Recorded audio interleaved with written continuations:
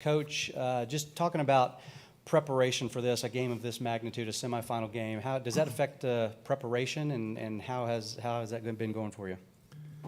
I would think what affects preparation probably the most is just the time in between when we played last. I don't know how many days that's been, but you're never really used to having almost a full month off from the last time you played, guys finishing up finals, getting them going again, then you have a break for Christmas, which is well-deserved by our players, and then getting them going again. But we're excited to get back after it. We've had a really good 3 weeks of preparation and a great start to this week. All right. Thanks. For the players, you guys have had an opportunity to do a lot of things while you've been in town for Bowl Week, go to a lot of events, activities. What's the highlight of the week for each of you so far? Stetson, start with you. I think the highlight so far is when we were playing, was it Family Feud? And I think we won that one. So it was short-lived. I think Ohio State won the next game. I can't remember, but it was pretty exciting when we got that victory. All right. Sedrick? I think for me, the most exciting thing probably was talking to Andrew Young last night. He had a lot of things to say about the civil rights movement and different things like that. And as a guy who enjoys history, it was really good to kind of be around that. Awesome. Appreciate that. All right. We'll go ahead and go right into questions. Raise your hand, please. We'll get you a microphone. Please make sure you give us your name and affiliation. All right. Right here in the front row on the right. Yeah, Brooks Austin, Dogs Daily. Coach Monken, I'm just curious. We can all see Brock's extremely versatile, but could you talk to the mental bandwidth it requires to know that many different positions and play that many different positions in your offense? Well, we've had this conversation since I've been here about Brock and what kind of worker he is, attention to detail, the mental toughness that he has, and he's really developed in a lot of areas. And it's a credit to him. It's a credit to his upbringing and his family.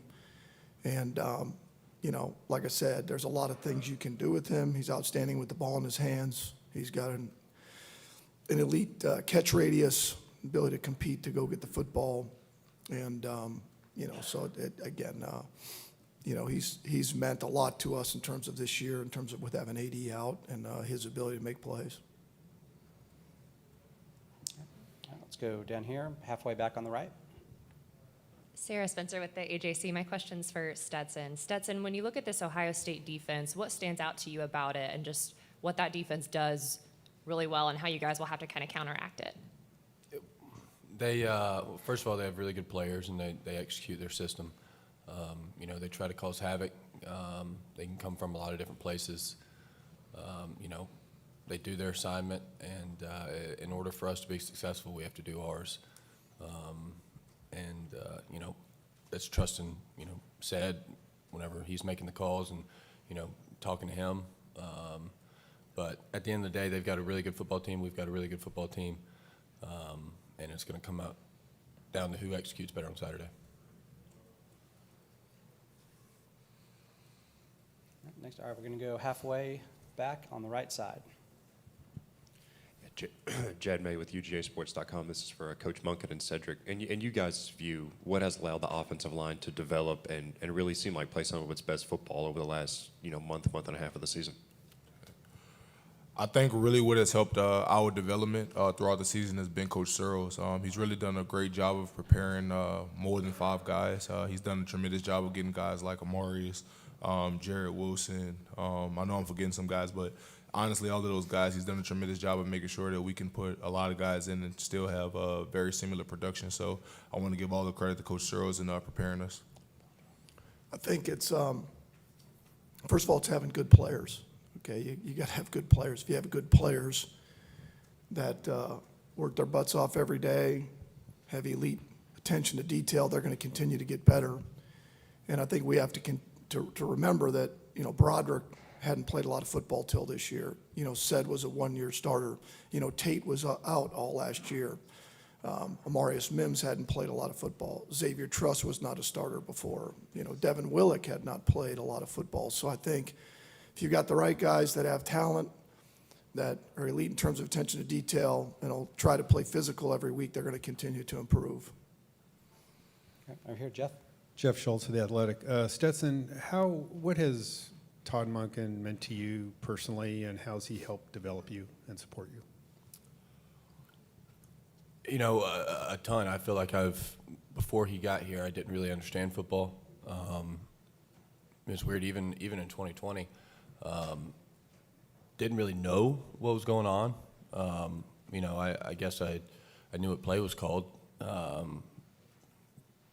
Other than that, you know, I mean, I don't really know how to describe it, but it's just the countless meetings. You know, maybe I'm a slow learner, but, you know, finally it did start clicking.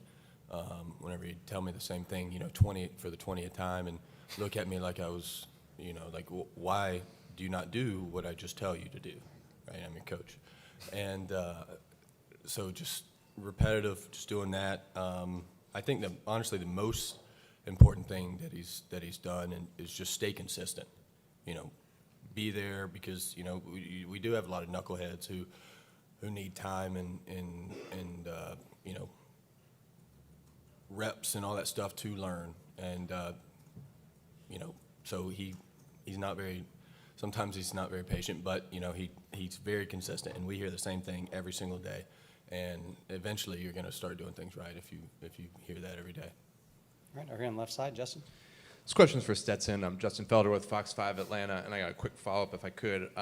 This time last year, we were asking you a ton of questions about your flip phone. Have you taken any steps this year, cell phone or otherwise, to block out the noise? No, not so drastic as that, no. And just a quick follow-up, if I could. You know, Coach Smart's talked about it before, your desire to prove people wrong, right, and the chip on your shoulder. Does that stay there even with a Heisman invite and a national championship ring and an SEC championship? And if so, how do you keep that as a motivating factor for you? I mean, it's never been a chip on my shoulder or you know, prove people wrong. It's hard to describe, but I don't think of it that way, right? Because I don't know, but I just want to be the best I can be, and if I'm not, then I start to, you know, be like, I don't know, I don't like it. And I love football, and I want to play football. You know, Heisman ceremony was very, you know, that was a huge honor. That's not why I play, you know, so that's not going to change the way I play, you know. So we've got a game to win, and we got to prepare like it, otherwise we won't. So. All right, next one right here in the front row on the right. Evan Kroll with Dogs Daily. Sedrick, you know, being the center and kind of the quarterback of the offensive line, a lot of large responsibility falls on your plate. When you study this Ohio State defensive front, is there one player in particular that you kind of enjoy watching or just keeps coming up and reoccurring? One thing that comes up a lot on film is that all of them do their job extremely well. They play really well together in the system. And, of course, you know, guys flash. You know, the media gives a lot of guys attention, but one thing I see about this defensive front seven is really that they all do their jobs collectively together. Nobody's a blinking light. Nobody's trying to be this big guy. Everybody's collectively working together, and that's huge. That's why they're so, you know, good, and why what they're doing is working. So really what I've seen on film is that they all just do a really good job together, like working for one common goal. All right, over here on the left, Zach. Hey, Stetson, Zach Klein from Channel 2 here in Atlanta. In every great Hollywood script, the hero overcomes a low point or some adversity. For you, what was it, and who'd you lean on to get through it?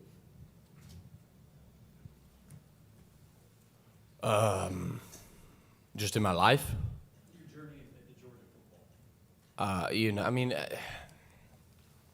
that's, you know, there was a lot of up and downs, you know, when I wasn't playing, and then when I was playing, I didn't play well enough, and then I wasn't playing again, and, you know, all those things. You know, as far as leaned on, I didn't really, you know, I talked to people who made me feel good, but then at the end of the day, I realized that, you know, yeah, this makes me feel good, but if I want something to change, then I got to stop leaning on anybody. I got to go do something to change it. And so, you know, I think that's what happened at the end of the day. All right, over here, Doug. Doug Robertson, the Atlanta Journal-Constitution. The Ohio State players who were in here before y'all were asked what advantages they think they might have against the offense. And they said, we have advantages across the board. And I wanted to see if y'all wanted to respond to that. Well, I mean, they should have confidence. They have a good football team. I'm not going to sit here and say that we think in terms of this X, Y, and Z, we have advantages. We have a good football team. I mean, and our tape proves that. Their tape proves it. So at the end of the day, we got good football players. They got good football players. At this point, it's going to come down to execution. It's going to come down to our preparation that leads up to this, and it won't come down to whether we think we have advantages or we don't think we have advantages, because at the end of the day, when both teams have good players, it's it's going to come down to doing the little things well and execution. All right. Stetson, do you see any advantages that they have? That Ohio State has? Yeah. Yeah, certainly. I don't really want to get into the particulars right now, but obviously they were undefeated until the last game of the season. It's hard to do that, and we were too last year until we lost to Alabama, and then we ended up winning it all. So we certainly are not taking Ohio State lightly. They've got, like they said, they've got advantages all over the board, and so we're gonna have to go play football. Yeah. Sedrick? I think the biggest thing I would like to just focus on is that, like Coach Monken said, we both have good players on each side, and it really is going to come down to execution. I really have a lot of respect for Ohio State, the program, and everything that they stand for, but I also have a lot of pride in Georgia football. So we just really look forward to continuing to prepare and just go out there and competing. All right, very good. We'll go right here on the right. Yeah, Brooks Austin, Dogs Daily. It's a question for both Stet and Sedrick. I'm just curious, a unique relationship between quarterback and center.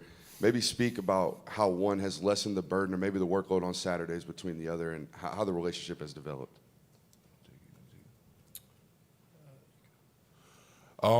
Honestly, I don't think it's less by either. I think it's more of a trust that each guy will get the job done, and also a connection in knowing that if he tells me something or I tell him something, there's no ego. It's nothing against you personally.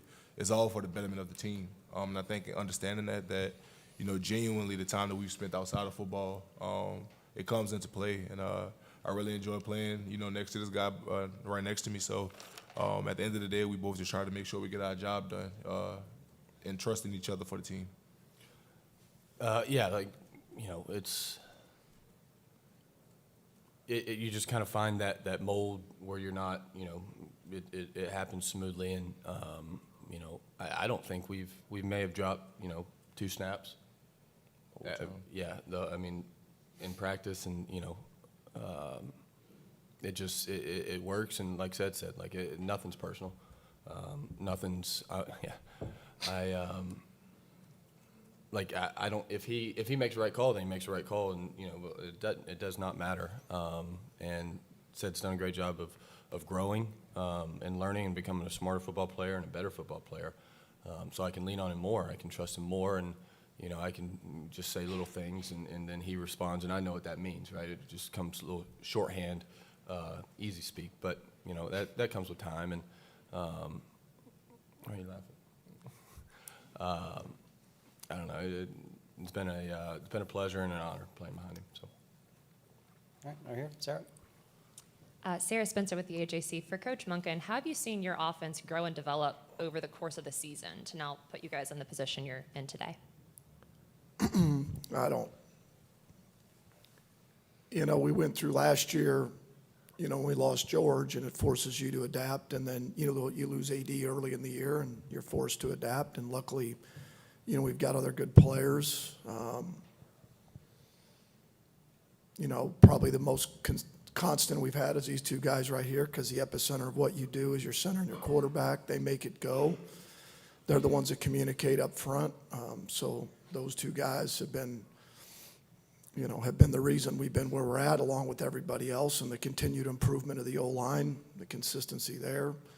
But it's hard for me to pinpoint because in my mind, averages just make you feel good, at the end of the year. What's going to matter most Saturday is that we score, we don't turn it over. It won't matter what we've done really up till this point, other than, our execution, how we practice this week, and be able to put it on the field Saturday night. All right, next, all the way in the back on the right. Dean Legge from Dog Post. Todd, when y'all, for lack of a better term, benched Stetson after the Jacksonville game a couple of years ago, what was his sort of journey like that you saw in that almost 10 months before he really took back over? Well, it's a complete credit to him and really nothing to do with me. All we did was try to bury him for the couple of years he was here, and all he did was continue to fight and compete and had every reason to say, you know what, I'm gone in today's day and age of the portal and guys leaving. He didn't do that. He wanted to be a Georgia Bulldog, wanted to be the quarterback for the Georgia Bulldogs. I think that we've come out the other side probably better collectively. He's very prideful, and we wouldn't be where we're at without him. And collectively, we've improved. I've done a better job of coaching him. He's done a better job of accepting that part of it. He always had talent, always had ability. We talked about it last year getting ready for Michigan. There was a back and forth about Stetson and JT, and all I said was just look at the film. Just look at the film and the plays he's made. And even this year, look at the plays that he's made to get us where we're at. And, sometimes you don't always make the right decision. We're human too in terms of who we play. And then you got to reverse course and say, you know what, we're wrong. This is the guy. All right, next, row 3 over here, Justin. Stetson, it's Justin from Fox 5 Atlanta. It's not like you guys play any small games. They're all in front of 75, 80, 100,000 and on national TV. But some of your biggest games have come on the biggest stages, playoffs last year, the opener, SEC championship. What is it about the biggest stages that brings out often the best in you? I don't know. I think I understand the importance of it, maybe. I don't know. And, again, if there's no choice, it's easy, right? I mean, if you don't give yourself another choice than to play well or win, then you don't have another option. And you don't waste any time looking for that option. You spend all your time looking to win. So that's kind of how I think about it. All right, over here, Charles. Todd, Charles Oderman, Associated Press. To follow up again on Stetson, he's often self-critical, but when he says that when he started with you that he was a guy who didn't understand football, what would you say about that, and where would you say he's made the most growth? Well, I think he's overplaying that way too much because I'm sitting here. The reality is Stetson is a very, very football smart player.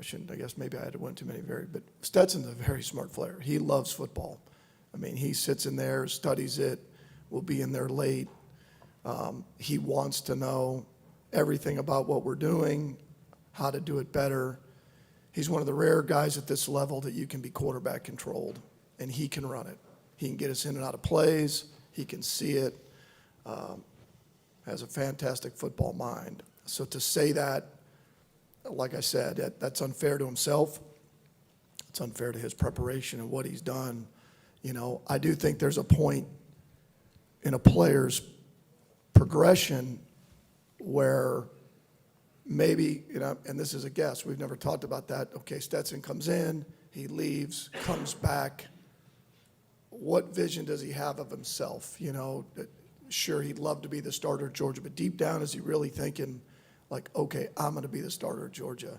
I think once you get a chance to play in meaningful games and you realize, like, I always believed I could play because we played Arkansas my first year here, and thank God he came in the game and rescued our ass because he played his rear end off. And right there, maybe to him and us, we're like, man, this guy's a really good football player, and so I think that there's a little too much he's putting on that about me, and the fact that maybe it's a combination of two things of like, okay, man, I can do this, and how do I maximize my measurable skill set? How do I get better that I've worked on gets better? And then for us, how do we try to find ways to maximize what he does well to give us the best chance to win? All right, over here, Zach. Todd, Zach from Channel 2 here in Atlanta. How is Michigan able to create so many explosive plays? And now is this where the chess match comes where you think then Ohio State's defense will react this way, so we have to do this, et cetera? Oh, a couple of the couple of the plays at the end of the game came when they were trying to stop the run. So it's kind of hard.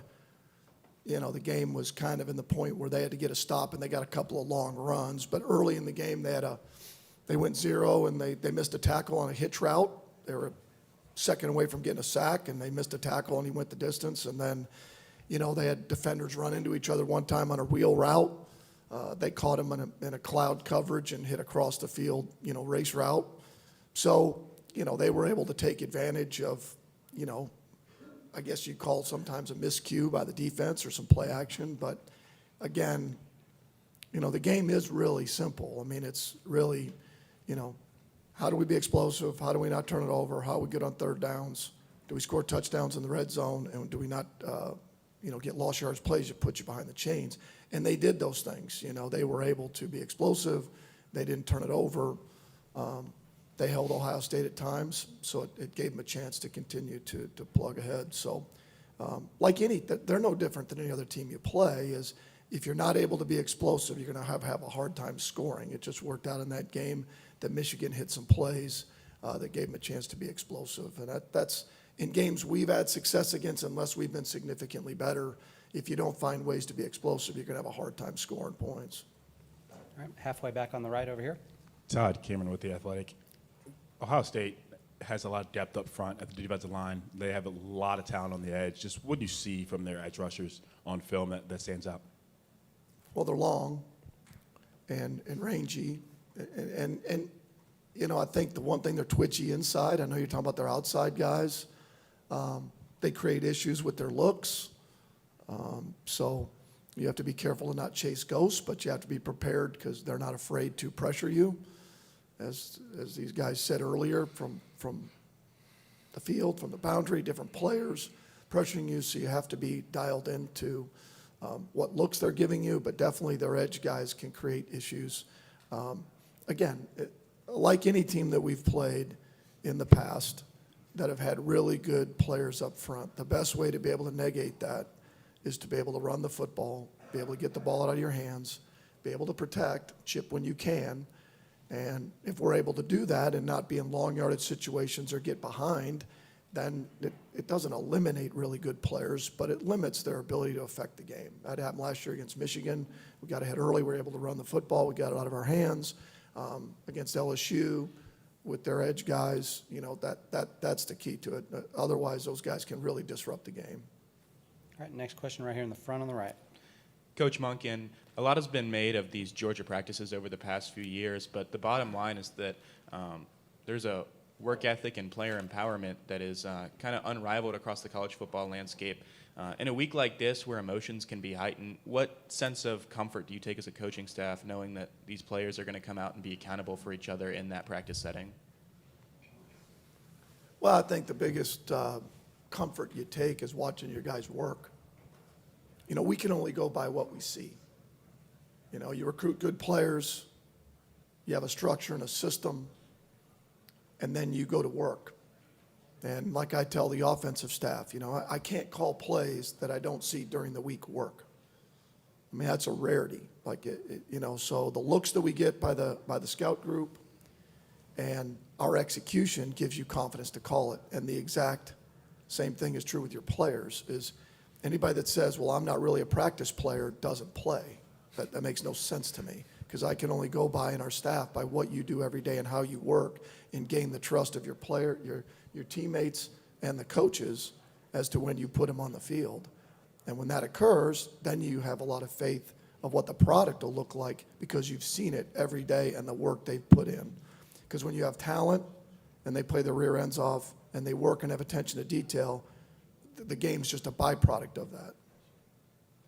All right, time for one or two more. Anybody? Where are we going next? Last chance for questions. Okay, right here in the front row on the right.